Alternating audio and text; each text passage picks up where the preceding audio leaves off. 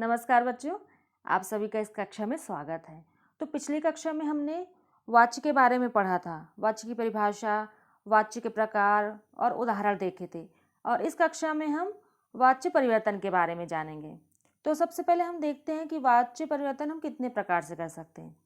हम वाच्य परिवर्तन को कर्तवाच्य से कर्मवाच्य बना सकते हैं, कर्तृवाच्य से भाववाच्य बना सकते हैं, कर्मवाच्य से कर्तृवाच्य बना सकते हैं और भाववाच्य से कर्तृवाच्य बना सकते हैं। तो इतने प्रकार से हम वाच्य परिवर्तन वो कर सकते हैं। सबसे पहले हम देखते हैं कर्तृवाच्य से कर्मवाच्य बनाना। तो कर्तृवाच्य में कर्ता की प्रधानता होती है, जबकि कर्मवाच्य में कर्म की। जैसा हमने आपको पिछले कक्षा में बताया था कि कर्ता की प्रधानता जब होगी तो हमारा कर्तृवाच्य हो जाएगा, और जब कर्म की प्रधानता होगी वो कर्मवाच्य हो जाएगा। अतः किसी वाक्य को कर्तृवाच्य से कर्मवाच्य बनाते समय वाक्य में कर्ता को प्रधानता ना देकर उसे गौण बना दिया जाता है तथा कर्म को प्रधानता दी जाती है। देखो, कर्ता की प्रधानता रहेगी तो कर्तृवाच्य हो जाएगा, लेकिन जब उस कर्तृवाच्य को हम कर्मवाच्य में बदलेंगे तो कर्ता जो होगा उसको गौण बना देंगे, उसको प्रधान नहीं रखेंगे।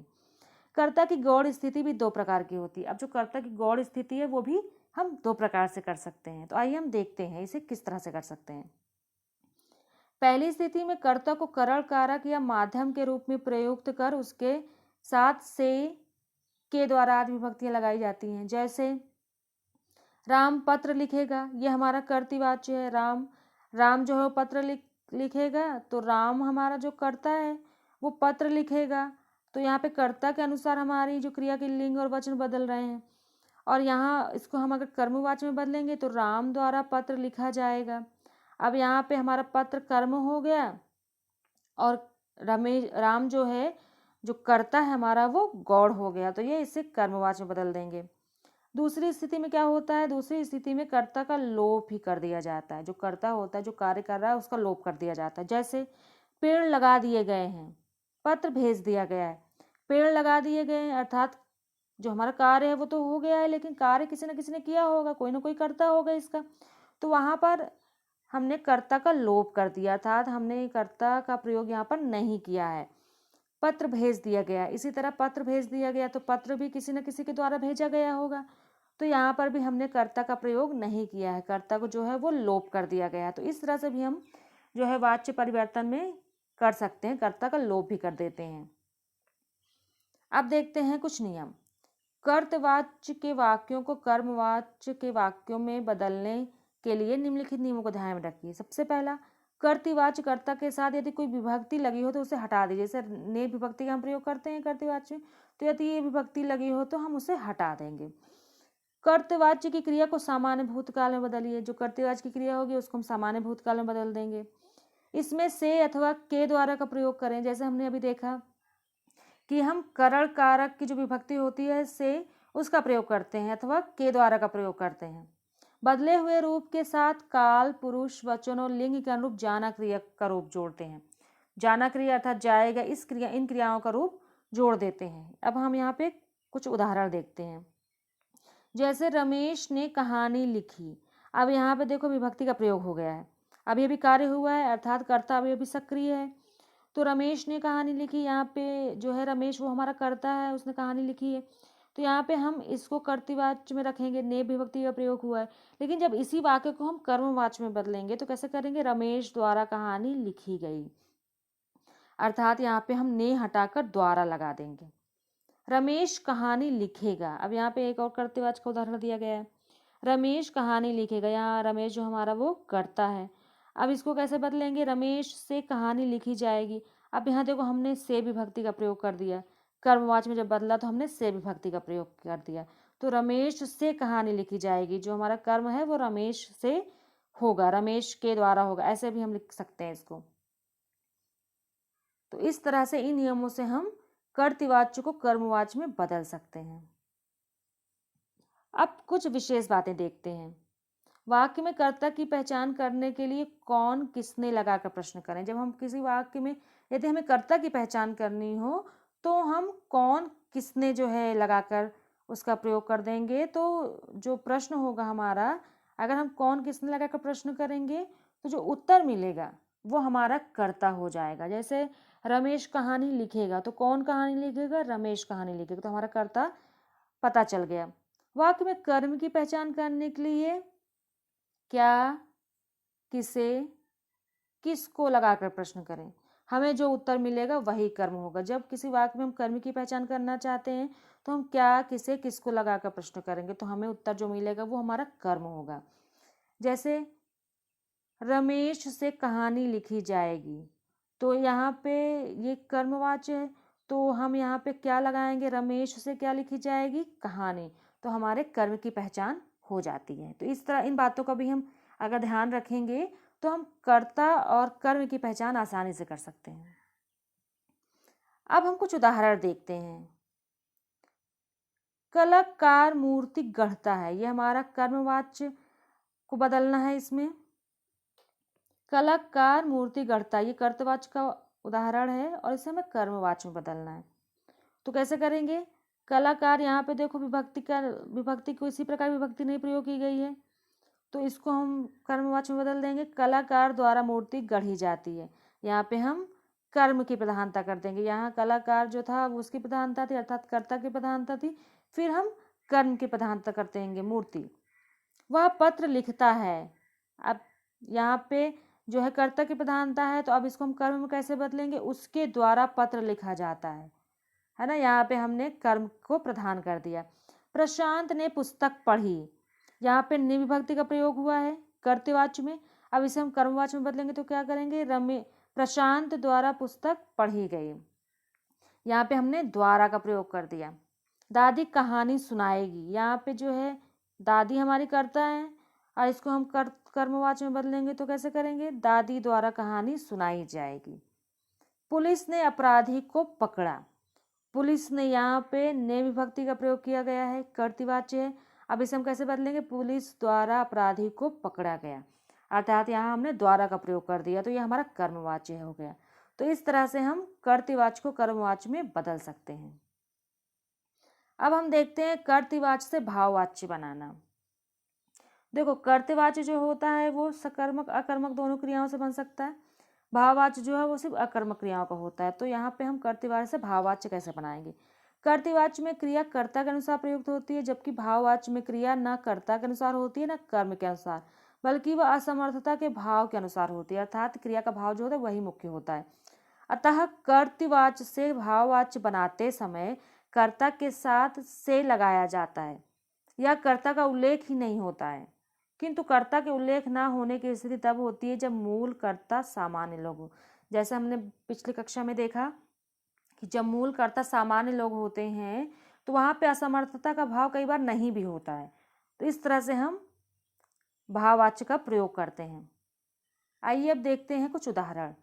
कर्तवाच्य में जैसे मैं अब चल नहीं पाता, ये असमर्थता का भाव है, लेकिन ये कर्तवाच्य में है अर्थात कर्ता प्रधान है। या हम भाववाच्य में कैसे बदलेंगे? मुझसे अब चला नहीं जाता, यहाँ जो ये चला नहीं जाता या चलने का भाव जो है वो मुख्य हो गया, तो यहाँ पे असमर्थता भी दिखाई जा रही है और जो क्रिया का भाव है वो मुख्य है, इसलिए भाववाच्य। वह पढ़ता है, यहाँ पे कर्ता की प्रधानता है, उससे पढ़ा जाता है। देखो यहाँ पे हमने जो है असमर्थता नहीं दिखाई है, तो ये कर्तवाच्य को जो हम कर्म भाववाच्य में बदल रहे हैं उसके अनुसार, उससे पढ़ा जाता है, लेकिन यहाँ पे क्रिया का भाव जो है वो मुख्य है। वे गा नहीं सकते, यहाँ पे असमर्थता दिखाई जा रही है, लेकिन ये कर्ता प्रधान है, इसमें कर्तवाच्य, वो गा नहीं सकते। उनसे गाया नहीं जाता, गाया नहीं जाता यानी गाने का जो भाव है, जो क्रिया का भाव है वो मुख्य है। तो इस तरह से हम कर्तवाच्य के उदाहरणों को हमने भाववाच्य में बदलकर देखा। अब हम देखते हैं कर्मवाच्य से कर्तवाच्य बनाना। कर्तवाच्य में कर्ता की प्रधानता होती है, जबकि कर्मवाच्य में कर्म की प्रधानता होती है। अतः कर्मवाच्य से कर्तवाच्य बनाते समय पुनः कर्ता के अनुसार क्रिया प्रयुक्त कर देंगे। सबसे पहले हम क्या करेंगे? कर्ता के साथ प्रयुक्त से के द्वारा या द्वारा शब्द हटा देंगे। अब हम कर्मवाच्य से कर्तवाच्य बना रहे हैं तो हम से के द्वारा या द्वारा हटा देंगे। वाक्य में प्रयुक्त क्रिया को कर्ता के लिंग और वचन के अनुसार बदल दें। जो वाक्य में प्रयुक्त क्रिया होती है वो कर्म के अनुसार होती है, तो उसे हम कर्ता के अनुसार बदल देंगे। अब कुछ उदाहरण हम देखते हैं। उसके द्वारा पत्र लिखा जाएगा, यहाँ पे जो है द्वारा का प्रयोग किया गया है और कर्म की प्रधानता है, पत्र कर्म की प्रधानता है। अब यहाँ पे हम क्या करेंगे, इसको बदलेंगे तो वह पत्र लिखेगा। यहाँ हमने कर्तृवाच्य किया तो यहाँ हमने कर्ता की प्रधानता कर दी। बच्चों द्वारा चित्र बनाए गए, बच्चों द्वारा, यहाँ पे देखो ध्यान देने वाली बात है, द्वारा का प्रयोग किया गया है, कर्मवाच्य है, इसको हम कर्तृवाच्य में बदलेंगे। बच्चों ने चित्र बनाए, यहाँ हमने ने विभक्ति का प्रयोग कर दिया। गधे द्वारा बोझा ढोया गया, यहाँ पे फिर द्वारा लगा हुआ है, तो अब इसको हम कर्तृवाच्य में बदलेंगे तो गधे ने बोझा ढोया, यहाँ हमने ने विभक्ति का प्रयोग कर दिया। तो इस तरह से हम कर्मवाच्य को कर्तृवाच्य में बदल देंगे। अब हम देखते हैं भाववाच्य से कर्तृवाच्य बनाना। भाववाच्य से कर्तृवाच्य बनाने के लिए से, के, द्वारा आदि को हटा दिया जाता है। जो से, के, द्वारा या यह सब रहता है वो सब हटा देते हैं हम। क्रिया का रूप कर्ता के अनुसार बदला जाता है, जो क्रिया का रूप होता है वो कर्ता के अनुसार बदला जाता है। तथा जा, जाना, रंजक क्रिया को हटा देते हैं। रंजक क्रिया था जो सहायक क्रिया होती है हमारी, जा, जाना, उसे भी हटा देते हैं। भाववाच्य को केवल कर्तृवाच्य में बदला जा सकता है। एक और नियम है, भाववाच्य को हम केवल कर्तृवाच्य में बदल सकते हैं। जैसे जो भाववाच्य होता है वो सिर्फ अकर्मक क्रियाओं से होता है और कर्मवाच्य में कर्म होता है, तो हम भाववाच्य से कर्मवाच्य नहीं बना सकते। देखो, भाववाच्य से कर्तृवाच्य हम से बदल सकते हैं इसलिए क्योंकि भाववाच्य जो अकर्मक क्रियाओं से बनता है और जो कर्तृवाच्य होता है उसमें हम दोनों क्रिया प्रयोग कर सकते हैं, अकर्मक और सकर्मक। लेकिन जो कर्मवाच्य होता है उसमें सिर्फ सकर्मक क्रियाओं का प्रयोग होता है, इसलिए हम भाववाच्य से कर्मवाच्य नहीं बदलते, हम भाववाच्य से सिर्फ कर्तृवाच्य बदलते हैं। आइए हम कुछ उदाहरण देखते हैं। मीरा से रोया, मीरा से नहीं रोया जाएगा। अब यहाँ पे नहीं रोया जाएगा, यहाँ पे जो रोने का भाव है वो प्रमुख है, तो इसमें हम कर्तृवाच्य में बदलेंगे तो हम इसकी जो से जैसे बताया गया ये सारी जो विभक्ति है वो हटा देंगे। मीरा नहीं रोएगी, जो मीना है वो नहीं रोएगी, इसको कर्तृवाच्य में बदलेंगे तो इसको हम से हटा दिया हमने। अब हमने क्या कर दिया, मीना नहीं रोएगी। घायल चिड़िया से उड़ा ना जा सका। अब यहाँ पे जो भाववाच्य है तो यहाँ पे घायल चिड़िया जो है उससे उड़ा ना जा सका, मतलब उड़ने का भाव प्रमुख है। यहाँ पे जो से सहायक, यहाँ पे से लगा हुआ है विभक्ति, तो यहाँ से हटा देंगे कर्तृवाच्य में। घायल चिड़िया उड़ ना सकी, अब यहाँ पे हमने क्या किया, से हटा दिया। श्याम से दौड़ा नहीं जाता, यहाँ भी से लगा हुआ है, फिर यहाँ पे हम जब कर्तृवाच्य बनाएंगे तो से हटा देंगे, राम दौड़ नहीं सकता। अब यहाँ पे हमने असमर्थता का भाव तो जगाया है लेकिन यहाँ पे जो कर्ता है वो हमारा प्रमुख है। तो इस तरह से हम भाववाच्य से कर्तृवाच्य में बदल सकते हैं। अब कुछ विशेष बातें देखते हैं।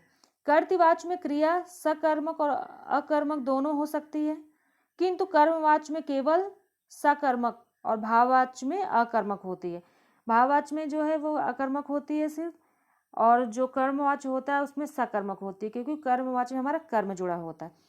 और एक विशेष बात है, कर्मवाच्य में जा का प्रयोग वैकल्पिक होता है। जो हमारा कर्मवाच्य होता है यदि हम उसमें जा का प्रयोग करेंगे, जैसे रमेश द्वारा कहानी लिखी जाएगी, जा का प्रयोग हुआ तो वो वैकल्पिक हो सकता है, जरूरी नहीं कि हर वाक्य में हम जा का प्रयोग करें। जबकि भाववाच्य में इसका प्रयोग आवश्यक है। जैसे कि आपने देखा जो भाववाच्य का कोई भी उदाहरण है, क्योंकि उसमें क्रिया का भाव मुख्य होता है तो उसमें जा का प्रयोग हम अवश्य करेंगे।